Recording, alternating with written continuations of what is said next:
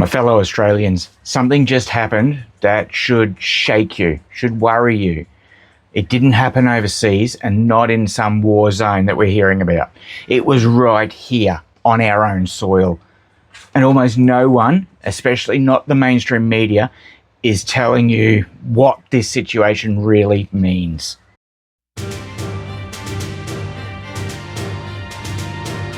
Thanks for joining me today. This is Voice in the Wilderness. I'm Brian, and I'm bringing you a story which a lot of you may have already heard about, but I'm just going to break it down a little bit, because the other day Prime Minister Anthony Albanese and the Home Affairs Minister Tony Burke walked into the Lakemba Mosque during Eid or Eid celebrations, a moment that should have symbolised peace, unity and respect.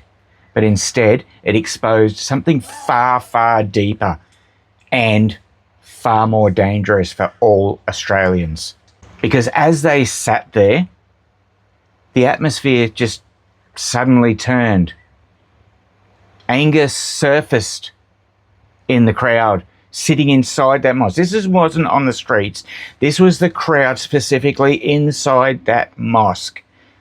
So every single one of them, except for media and that, would have been Islamic. Anger surfaced, respect disappeared, if there was any to start with.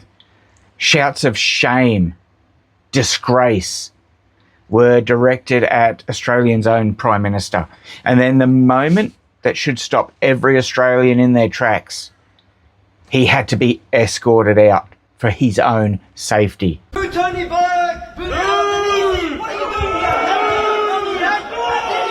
doing here? Genocide supporters! This is bad! You called him honourable. He's responsible for the deaths of 1 billion people. 1 billion of our brothers and sisters. 1 billion. Just let that sink in a minute. The leader, the most powerful man in this nation, love him or loathe him, I prefer the latter, had extremist and probably terrorism supporters wanting to physically get at him. At that moment, even the cowardly appeaser denies it was a dangerous situation for him to be in, and he referred to it as just a couple of people who supported his but to hear. And at that moment, he was unable to remain safely at a public gathering in his own nation, and he still will not accept the gravity of the situation. They did this to the most powerful person in the nation. Imagine what they think and what they think they can do to the rest of us. Now, we've all heard the PM saying, oh, it was just a small group. Don't overreact, everyone. Move along, there's nothing to see here. But here's the absolute truth that no one in the mainstream wants to say out loud. It only took that small group to reveal an immensely big problem in this nation that this government has allowed. Because let's look at this. This wasn't a protest. This was a celebration for an Islamic ceremony.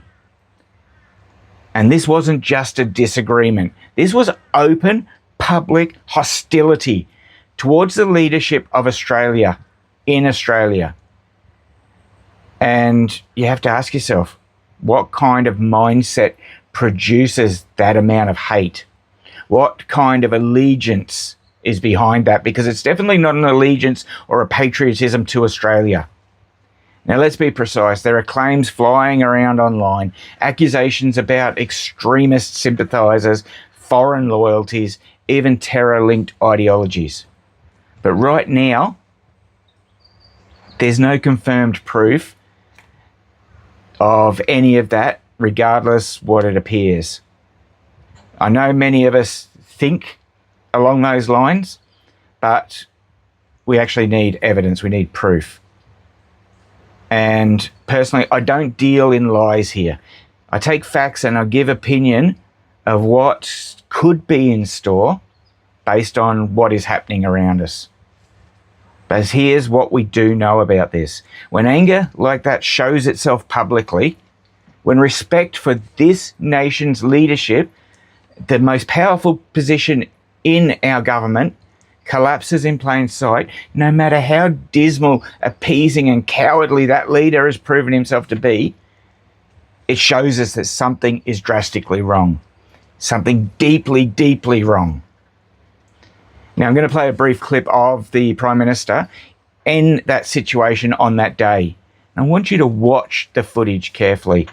Look at his face and look how he reacts to what's going on around him, even though he knows he's got armed security all around him. Please sit down, please sit down, please sit down. All of you sit down, please. Sit down, stop recording, sit down. Have respect. We invited politicians to make us feel good about ourselves, but never genuinely had a robust and effective communication with them about the issues affecting our community. Okay, so you've watched that clip. That wasn't a strong leader commanding respect. This was a man sitting still, eyes scanning everywhere in fear, reading the room and the growing resentment and hate towards him that was festering in that room.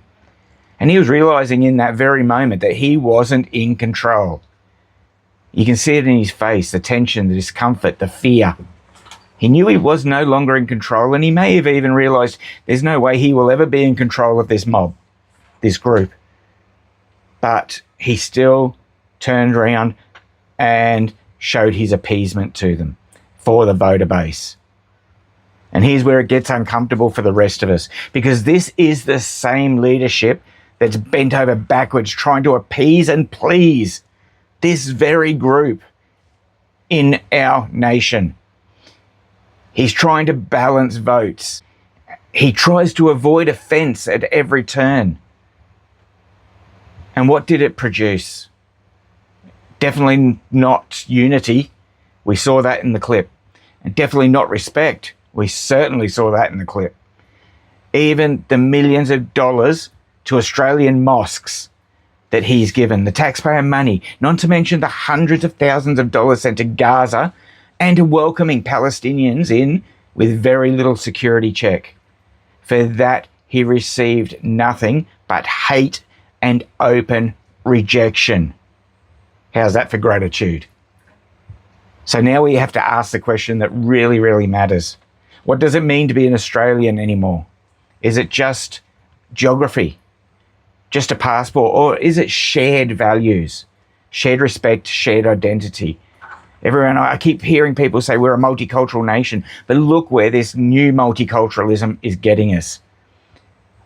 If people can live here, benefit from this nation, and still show open contempt for its leadership, its culture, its religious upbringing, and contempt towards the very people of that nation, then something foundational is breaking. The cornerstone of our society is fracturing, because that is how nations fracture. The rot and instability doesn't happen overnight. It doesn't happen with a coup, with mercenaries and explosions, but with moments like this that we see in this clip. Moments where unity cracks, where any little form of respect erodes, and where division becomes clearly visible. And if we ignore this, if we pretend it's nothing like the Prime Minister and Tony Burke are doing, if we keep silencing honest conversations like I'm trying to have with you guys, and I want you to put your thoughts about this into the comments, because I do answer the comments, and I want people to see what Australians are thinking. If we keep silencing honest, healthy conversation, then we're choosing the future that follows. The future for us is then what Britain is enduring right now. Australia is at the crossroads that the United Kingdom was at a couple of decades ago, but they just left their borders open and let these Islamists keep coming in and bringing their families and breeding, having kids, having 10 kids at a time, maybe more, maybe a few less. But that's how they grow their faith. They infiltrate. Now, what happened at Lakemba wasn't an accident.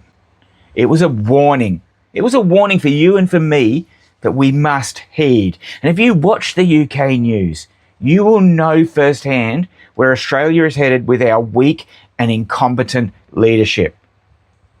So as I said, I want you to give me your opinion in the comments. Tell me the truth in the comments. Don't be afraid to speak the truth. Was this just a small disruption in a Prime Minister's day when he was out appeasing this group? Or is it a glimpse of something much, much bigger festering beneath the surface? But now we see traces of it coming to the surface. And what does that mean for every patriotic Australian? And if you've seen the verse video I did on this a few nights ago or a few days ago, then you'll understand this is a follow-on. But if you haven't watched it, I'll put a link in the description up here so you can go and have a look at that video. I want you to watch it. And as I said, I'll link it on the screen and then in the description. And I'll get on to keep carrying on with these topics, because these are things that we need to discuss here in Australia. We needn't be scared of the speech we use to voice our concerns. We won't let the government silence us whatsoever. So, my friends, stay tuned, because this story and many others like it, they're starting to unfold really quickly in our nation, and we've got to stay on top of it. Thanks for watching. I'm Brian. This is Voice in the Wilderness. Hopefully that it gives you a little bit of insight in this world that is turning into a massive wilderness.